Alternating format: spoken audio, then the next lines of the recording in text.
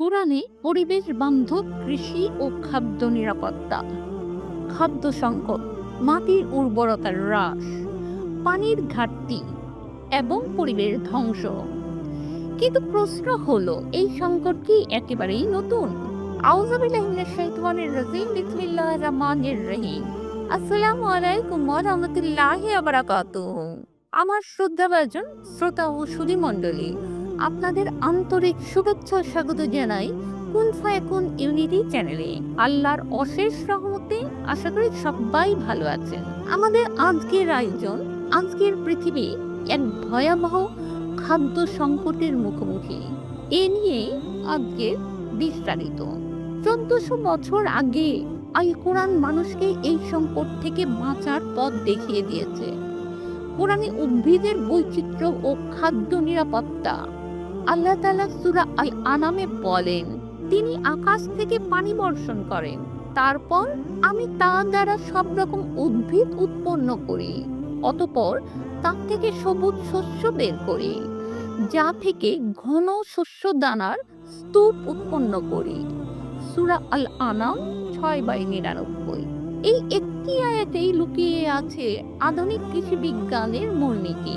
পানির সঠিক ব্যবহার, ফসলের বৈচিত্র্য, খাদ্য নিরাপত্তার নিশ্চয়তা, আর যাকে আমরা বলি বায়োডাইভার্সিটি ও সাস্টেইনেবল এগ্রিকালচার, কোরআন তা উল্লেখ করেছে শতাব্দী আগে। পরিবেশ বান্ধব কৃষির মূলনীতি কোরআনে। কোরআন শুধু ফসল ফলানোর কথা বলেনি, বরং প্রকৃতির ভারসাম্য রক্ষা করার নির্দেশও দিয়েছে। আল্লাহ বলেন, তোমরা পৃথিবীতে বিপর্যয় সৃষ্টি করো না তার সুশৃঙ্খল হওয়ার পর। সূরা আল আরাফ 7/56। অর্থাৎ অতিরিক্ত রাসায়নিক ব্যবহার নয়, মাটির ক্ষতি হয় এমন কৃষি নয়, পানির অপচয় নয়। আজকের organic farming, regenerative agriculture, eco friendly farming সবই এই আয়াতের বাস্তব রূপ। ঐতিহাসিক সত্য, মুসলিম কৃষি বিপ্লব। ইতিহাস সাক্ষী, 8ম থেকে 1300 শতাব্দীতে মুসলিম বিশ্বে সংগঠিত হয়েছিল এক নীরব কৃষি বিপ্লব, যাকে ইতিহাসে বলা হয় দ্য মুসলিম এগ্রিকালচার রিভলিউশন। এই বিপ্লবের মাধ্যমে মুসলমানরা নতুন ফসল আবিষ্কার করে, সেচ ব্যবস্থার বিপ্লব আনে, খাদ্য সংরক্ষণ ও বীজ ব্যবস্থার উন্নয়ন ঘটায়। মুসলিমরা যে ফসলগুলো বিশ্বকে উপহার দেয়, ঐতিহাসিকভাবে প্রমাণিত, মুসলিম কৃষিবিদরা বিশ্বকে উপহার দিয়েছেন। ধান, রাইস কাল্টিভেশন উন্নয়ন, আখ, সুগার রিফাইনমেন্ট, তুলা, লেবু ও কমলা, খেজুর, বেগুন, পালং শাক, এই সব ফসল আজ বৈশ্বিক খাদ্য নিরাপত্তার মূল ভিত্তি। আধুনিক সেচ ব্যবস্থার জন্ম। মুসলিম বিশ্বে প্রথম ব্যবহৃত হয় canal irrigation, water wheel, noria, qanat system. Iran, Andalus, Spain, Syria ও পারস্যে এই প্রযুক্তি কৃষিকে বিপ্লবী রূপ দেয়। কোরআনের নির্দেশ, আমি জীবিত সবকিছু সৃষ্টি করেছি পানি থেকে।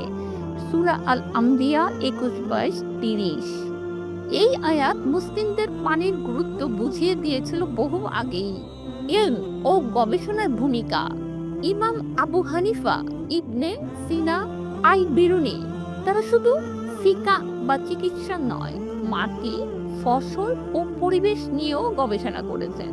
কারণ কুরআন বলে, তারা কি চিন্তা করে না? সূরা আল হাসর 59/21। খাদ্য নিরাপত্তা ও সামাজিক ন্যায়। ইসলামে খাদ্য শুধু ব্যবসায় নয়, এটি একটি নৈতিক দায়িত্ব। রাসূল সাল্লাল্লাহু আলাইহি ওয়াসাল্লাম বলেন, যে ব্যক্তি জমি আবাদ করে সে যদি ফল নাও পায় তবু সে সাদাকা লাভ করে। সহিহ বুখারী। এটাই ফুড সিকিউরিটি উইথ এথিক্স। আধুনিক বিশ্ব ও কোরআনের সমাধান।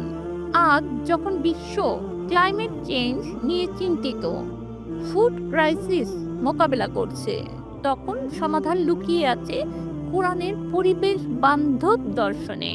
মুসলিম কৃষি বিপ্লবের ঐতিহাসিক অভিজ্ঞতায় পরিশেষে বলতে চাই যে কোরআন শুধু আখিরাতের কিতাব নয়, এটি একটি সিভিলাইজেশনাল গাইড বুক। যেখানে কৃষি আছে সেখানে অবশ্যই পরিবেশ আছে, খাদ্য নিরাপত্তা আছে, ন্যায় বিচার আছে। মুসলিম এগ্রিকালচারাল রেভলিউশন যে ইতিহাস আমাদের অনেকেরই অজানা, তাই আল্লাহ রাব্বুল আমিন আমাদের সবাইকে সঠিক জ্ঞান অর্জন করার তৌফিক দান করুন। আমিন।